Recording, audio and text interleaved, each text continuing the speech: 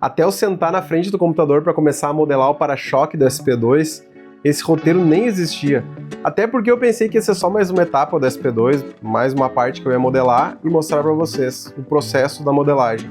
Mas eu percebi que um simples para-choque contava a história inteira de como a indústria de carros mudou desde 1970 para cá. Em 1970, 80, 90, os para-choques eram quase que uma assinatura do carro. Se tu vê o SP2 ou um Fusca ou um outro carro que tem um para-choque mais sobressalente, vocês conseguem ver que o para-choque era quase como uma assinatura do carro, era quase um detalhe, algo que era além do corpo do carro. Isso, na minha opinião, deixava os carros mais elegantes, mais bonitos, mais seguros? Não sei, acho que não. Mas era algo que trazia uma identidade para os carros. Os carros de hoje em dia, tu enxerga o para-choque do carro como parte do carro. Ele já está integrado no corpo do carro. Inclusive, isso gera até algumas polêmicas hoje em dia, que motoristas de SUV reclamam que quando tem alguma colisão traseira, eles não precisam trocar somente o para-choque, mas eles têm que trocar também a porta do porta-mala e outras partes do carro.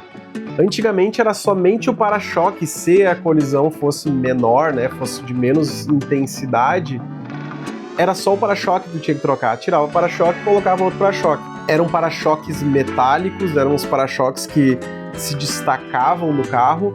Quer ver uma coisa engraçada que eu acabei descobrindo enquanto eu montava o roteiro para esse vídeo? Dá uma olhadinha nesses 3 carros aqui na tela.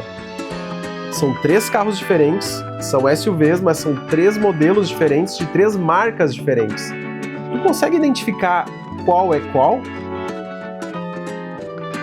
Deixa aqui nos comentários pra mim que eu quero ver se tu consegue acertar. São 3 carros diferentes.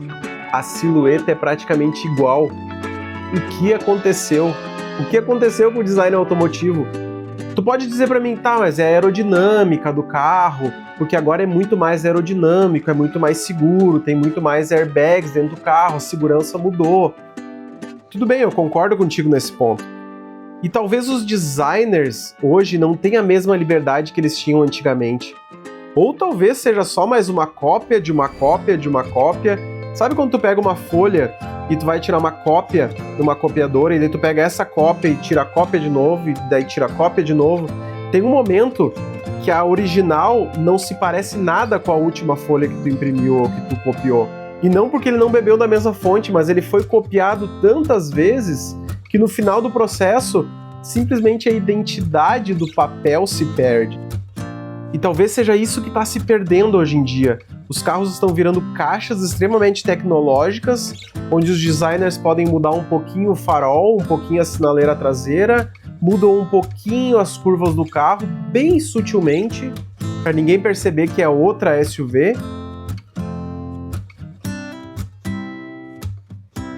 Mas mesmo assim, se tu colocar um do lado do outro, ou se tu perceber a silhueta dos carros, são praticamente iguais. Vamos fazer um outro teste? Eu vou colocar 3 carros diferentes aqui dos anos 70, 80, 90 e vocês me digam se vocês conseguem identificar cada carro.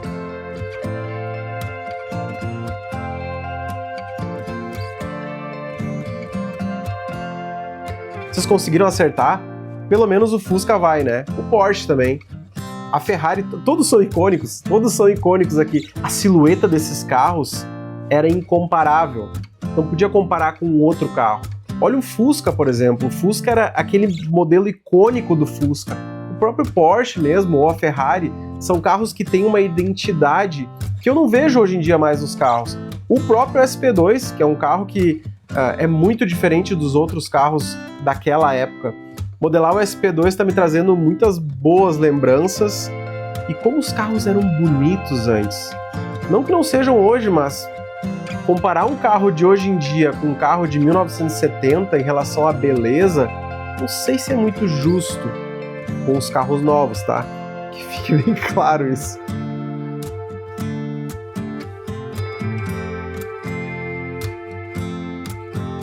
E se tu quiser continuar acompanhando os vídeos do SP2 e outros vídeos que virão no canal, te inscreve aqui, é de graça, cara, é só te inscrever, vai no botãozinho ali, vai. Te vejo no próximo vídeo. Te vejo no próximo vídeo não, né? Ah, ficou ruim isso. Te vejo no próximo vídeo.